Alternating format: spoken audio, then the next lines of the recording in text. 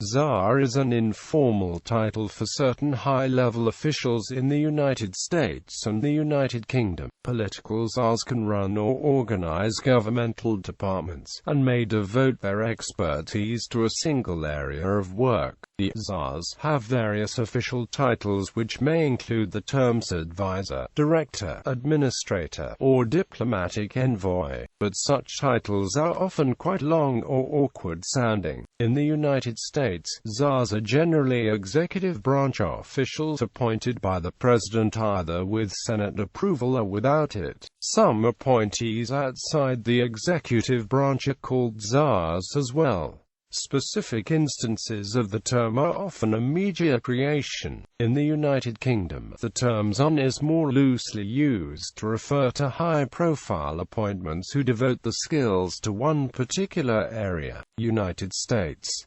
Development of term. The term czar is a word of Balkan origin, etymologically originating from the name Caesar, as does the word czar, a title of sovereignty adopted by late Rurikid dynasty rulers of Muscovy. Confusion emerged when a German traveler recorded that the ruler of Muscovy at the time was titled Czar, due to a linguistic mistake derived from the fact that the Polish, with which the German had greater familiarity, titled some leaders czars. The term czar was used to designate the Russian, Bulgarian or Serbian monarchs of pre-World War I Europe. During the latter stages of World War I, President Woodrow Wilson appointed financier Bernard Baruch to run the War Industries Board. This position was sometimes dubbed the industry czar. One of the earliest known metaphorical usages of the term in the U.S. were to Judge Kenneth or Mountain Landis, who was named Commissioner of Baseball, with broad powers to clean up the sport after it had been dirtied by the Black Sox scandal of 1919. In 1926,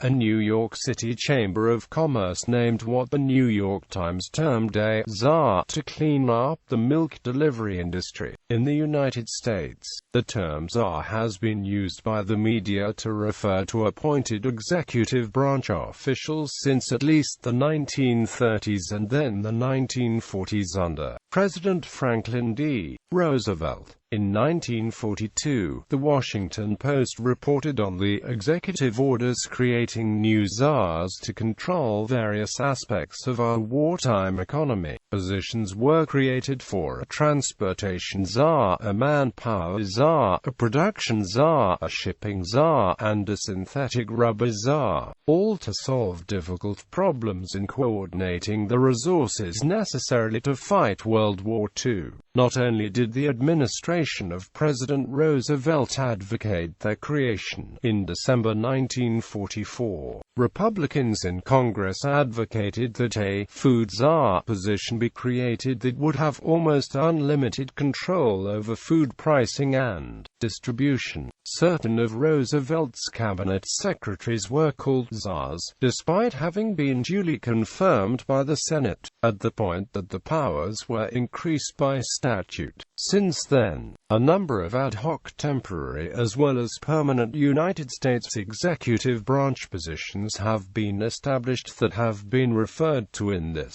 manner. The trend began again in earnest when President Richard Nixon created two offices whose heads became known as czars in the popular press. Drug czar in 1971, and especially energy czar in December 1973, referring to William E. Simon's appointment as the head of the Federal Energy Administration. Nixon told his cabinet that Simon would have absolute authority in his designated areas, and compared the intended result to Albert Speer's role as the person in unquestioned charge of armaments from the Third Reich. Simon found both the informal title czar and the Speer comparison unsettling. However, at the height of the Arab oil embargo, Simon gave the position a good name by successfully putting into place a mandatory fuel allocation program and calming public fears about shortages, without resorting to explicit gasoline rationing. Other examples of this usage include drug czar for the head of the Office of National Drug Control Policy, probably the best known of all the czars. Terrorism czar for a presidential advisor on terrorism policy. Cybersecurity czar for the highest-ranking Department of Homeland Security official on computer security and information security policy. And war czar to oversee the wars in Iraq and Afghanistan.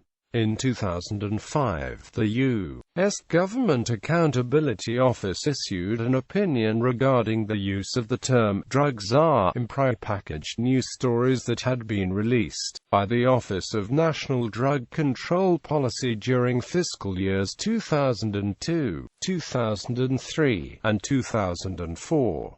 The GAO found that the law does not bestow that title on the ONDCP director, and that ONDCP's use of the term drug czar to describe the director of ONDCP does not constitute unlawful self-aggrandizement. The term czar has also been applied to officials who are not members of the executive branch, such as Elizabeth Warren, named to a congressional commission to oversee the Troubled Asset Relief Program in 2009 and described as an oversight czar, and Senate-confirmed positions, such as the Director of National Intelligence, described as the Intelligence Czar in 2004. Rationale. Advantages cited for the creation of czar-type posts are the ability to go outside of formal channels and find creative solutions for ad hoc problems, the ability to involve a lot of government players in big-issue decision-making, and the ability to get a huge bureaucracy moving in the right direction. Problems can occur with getting all the parties to work together and with managing competing power centers. One explanation for use of the term is that while the American public rebels at terms like king and dictator, associating them with King George III or fascist figures of World War II, the term czar is foreign, distant, and exotic enough to be acceptable, and the fact that czar positions are often created in times of perceived public crisis makes the public eager to see a strong figure making hard decisions that the existing political structure is unable to do. Another is that Americans of the era generally adopted exotic Asian words to denote those with great and perhaps unchecked power, with mogul and tycoon being instances in business contexts. Causes. The increase in czar positions over time may be because as the size and role of the federal government has grown, so too has the difficulty of coordinating policy across multiple organizational jurisdictions. Indeed, czar positions sometimes become important enough that they become permanent executive officers, such as the Office of National Drug Control Policy of the United States Trade Representative. Two legal scholars have also questioned whether Congress has contributed to the proliferation of czars. From 1939 to 1984, Congress had authorized the President to consolidate functions and agencies within the executive branch,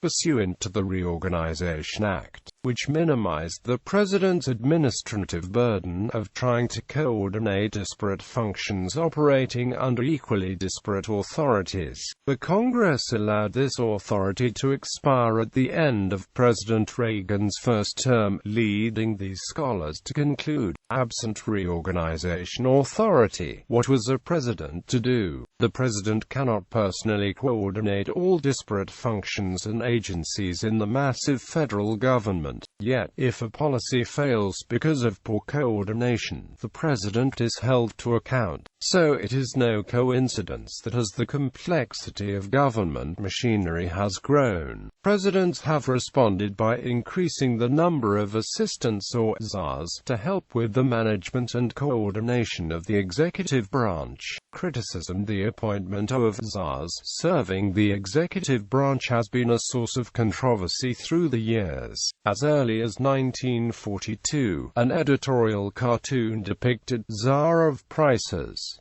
Leon Henderson, Czar of Production, Donald Nelson, and Czar of Ships, Emery S. Land sharing a throne. In 2009, the non-profit government watchdog organization Taxpayers for Common Sense reported, by our count there are at least 31 active czars, giving the current administration more czars than Imperial Russia had in its history. Critics who charge that czars are unconstitutional ground their complaints in Article 2, Section 2 of the U.S. Constitution, which states that the President may nominate other public ministers by and with the advice and consent of the Senate. Quote, in this stance, a czar appointee is only legal if confirmed by the Senate, otherwise they cannot exist until they receive such consent. Based on their interpretation of the constitutional language, these critics argue that czars should be subject to Senate confirmation. The issue is mostly touted by conservatives and Republicans, and during 2009 grew into a staple of anti-Obama activism. Democratic Senator and constitutional scholar Robert Byrd has expressed concern as well, with Byrd writing to Obama that